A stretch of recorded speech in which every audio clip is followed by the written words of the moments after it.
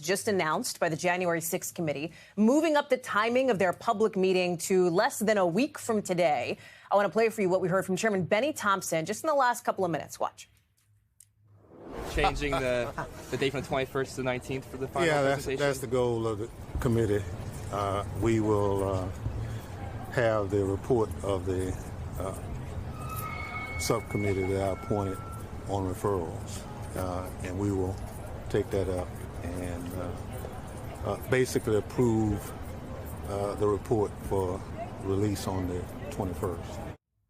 NBC News Capitol Hill correspondent Julie Sirkin is here. And this is interesting, Julie, for a couple of reasons. First, there has been so much discussion around the potential for criminal referrals. And now you have the chairman saying, yeah, we may find those out, right? They may publicly announce that earlier than we expected. Second is the idea that this committee has been, in large part, as we've seen over the last several months, even over the summer, they had carefully choreographed their next moves, right? This is a committee that is aware of the broader optics of their investigation and how they roll out the results here, Julie.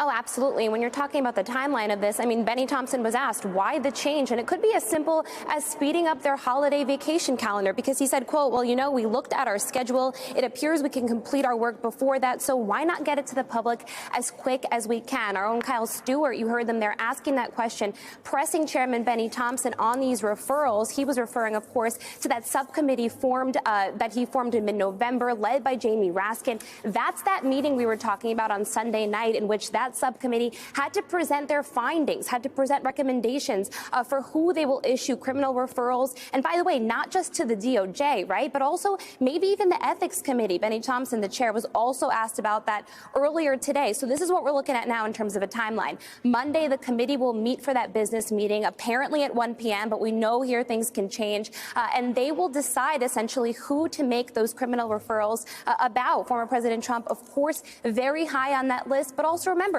that group of House Republicans, including Kevin McCarthy, who's vying for the speakership gavel, snubbed the committee back in May when they ignored those subpoenas. Will they be referred to the Ethics Committee, for example, who could then take on any punishments potentially they could face? Of course, that's a political decision for the committee, as is potentially referring former President Trump or any of his allies. But as you know well, Hallie, all of this would be just messaging for the Department of Justice, who will really make the decision whether to prosecute and take those on. But again, Monday, the date for those referrals. Wednesday is when the public will see the report, but the committee, according to Benny Thompson, planning on getting out of town on Monday.